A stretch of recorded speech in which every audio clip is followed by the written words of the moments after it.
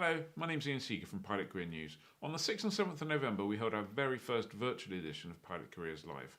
We streamed over 30 different seminars with 60 speakers. There were 2 days packed full of great information.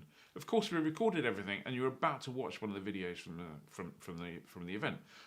Before you do, I just want to thank our sponsors, Bose, Alsim, Entro, and of course Pulis. Without them and without the exhibitors, it wouldn't be possible. The exhibitor pages are still live, so feel free to head on over there. Go to www.pilotcareerslive.com and click through to the exhibitors. There's loads of information, loads of downloads, all sorts of great stuff there for you. Anyway, enjoy the video, and if you find it useful, really appreciate it if you click subscribe on our YouTube channel. Thank you. Bye-bye. This is one of these 10-minute interviews that we have throughout the sessions here, and I'm talking to Eugene Moriarty, who's the Flight Operations Director at L3Harris. I believe you started in February, Eugene, which, given that was just slightly before COVID, you must have wondered what you'd done wrong.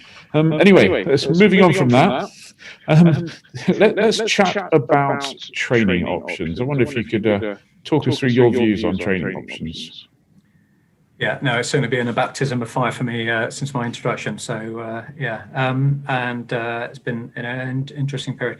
There's been some really good discussion already this morning on training options, and I just listened to Anthony's really good advice on what you need to consider when you're looking at training options.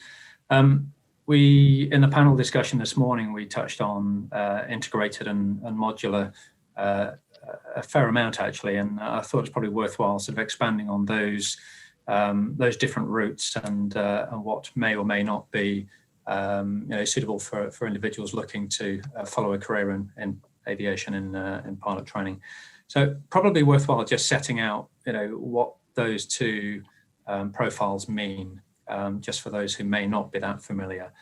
So an integrated training route is basically a full-time training course. It's a continuous route of training that would take you from, in theory, zero flying experience through to having a frozen ATPL at the end of it. It'll take in the region of 18 months to complete. And as Anthony sort of touched on there, it requires commitment both financially and from time. You will find that you'll need to go through some form of selection process to enter into one of those programs, and that will include some form of aptitude testing, language assessment, and interview, and some ATOs will do a group exercises and the likes. Sponsorship opportunities and tagging, as Anthony mentioned there, sponsorship and tagging at the moment is probably not something that we're going to see too much of, but you never know, they may return.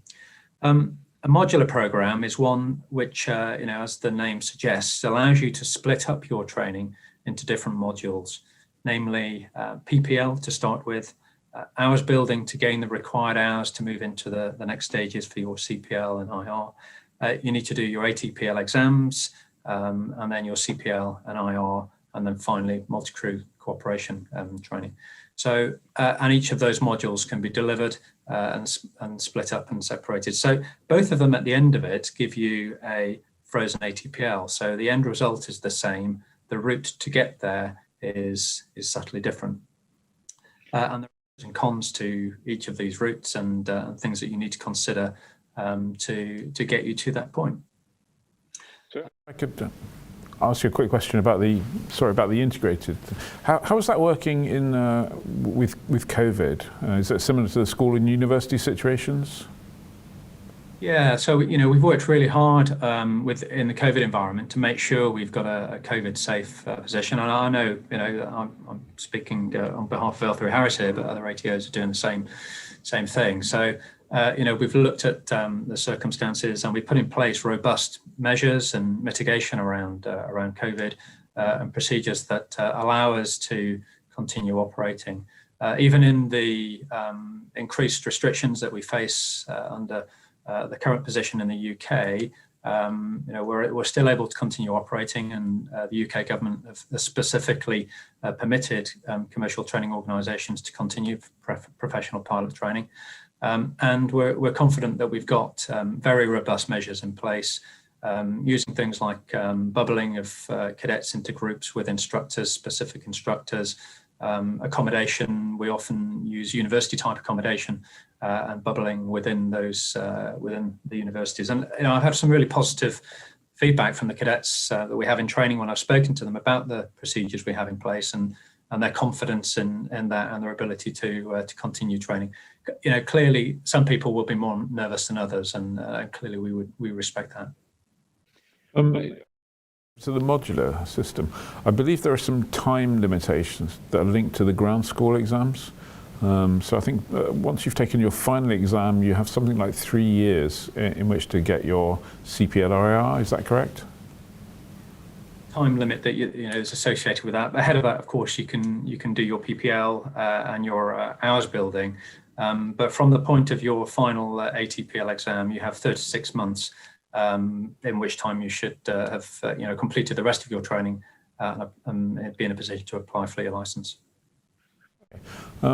Presumably at the moment, is the modular route gaining in popularity, or? I think it was Alex that highlighted earlier on that some of the larger ATOs that have focused on integrated courses have moved to modular. Of course, we will adapt to what the demand is out there, and so we've always had a modular program within L3Harris. We just re-emphasised that there as an available program. To be honest, we haven't had a significant uptake on it yet, but it's there and it's available. It provides that option of flexibility and doing your training in your own time. So, it depends what you want out of your training, your position in terms of timing and your position in terms of finance, and how you see how optimistic you are about the recovery of the market going forward. So roughly speaking, if you embark on an integrated course, you would expect to finish that in what, 2 years or? Yeah, 18 months to 2 years would be the standard timeline. And clearly with a modular, you can spread things out depending on your availability of funds, time, and the market, I guess. You spread out, you pace it as you wish. The key timing point that you alluded to earlier on is that once you've done your ATPL exam, so when you're setting out into that point, you sort of need to then have your forward plan projected out to achieve your license before the 36 months is up. Yeah, I mean, one of the points that we covered in an earlier session was that in order to do the ground school for modular, you need to have an ICAO PPL of some kind. So you need to do that first. And we have a question as well from someone about medical, and whether it's modular or integrated, definitely, but modular, someone saying, do I need a Class 1 medical? My advice, I don't know if yours would differ, would be that you do need a Class 1 medical. You don't want to find out later on that you can't get a Class 1 medical. Yeah, I think that's good advice. Eventually, if your aim is to be achieving commercial pilot's license and beyond, you want to be sure that you can do that. So if you're going to commit investment into this, that would be my recommendation. Yeah, no, absolutely. And in terms of modular routes, do you have a kind of any average of how long it's taking people to get a modular license? Ian, sorry, I've got a little bit of an echo, but I think I picked up that in terms of timeline for modular. I think similar to the question we had on the panel earlier on, it depends how you wish to pace your training. So, if you do all of it one after the other, then in theory you could be through modular in a similar sort of timeline to an integrated. But if you were going to do that, then I suspect that you would well be better off doing an integrated course and getting the benefits that provides you. I'm guessing that if we take, I don't know, the instrument rating part of it, a modular course would still be a full-time instrument rating, would it? Yeah, the instrument rating at the end of it, same requirements, for both modular and for integrated course. Yeah, but it's unlikely that you're going to have one flight every Saturday or something. Your modular as well. So, our recommendation for modular training is that you take each module as a package and don't spread the module. So, if you want to do your PPL training, then do that block in an intense training so you get that continuity of training. If you choose to spread that out even further, then you come across those issues that you're sort of alluding to there. It's the continuity of training suffers. It will take you much longer, and you may well end up doing more flying to keep yourself proficient and get to the end point. So our sort of recommended approach would be to take each modular as a mini package and do it in a block. Yeah, no, absolutely. And regardless of whether you're thinking of going integrated or modular, do you have any advice for things that people could do to prepare? I mean, one of the common questions we get is people who are still at school is, are there specific subjects I could study? Is there some stuff I can do to help prepare myself for the course to better succeed? Yeah, well, I think there's plenty of opportunities out there. In terms of subjects, then sciences, maths, physics tend to lend themselves towards that sort of technical, and there's the right sort of mindset there, but not it's not necessarily required. But there are plenty of opportunities out there for getting into aviation and experiencing aviation, whether it be going to your local flying club and getting some experience there. Great I'm from a military background, as you know, Ian, and my starting was in the Air Cadets, and my first flying experiences up to solo flying and gliders and indeed achieving my PPL were through sponsorship through the Air Cadets. So there's opportunities out there. Gliding is a great way to get your first feel. It's a low cost way of getting into aviation as well. So if you're interested in there, go out there, seek those opportunities. And get some experience, get a feel for it. You'll get a feeling as to whether it's something that you really do enjoy, or whether it was just a dream that that you hadn't tested out. So go out there, test it, and get some experience. Talk to others, and see what you can learn about the opportunities.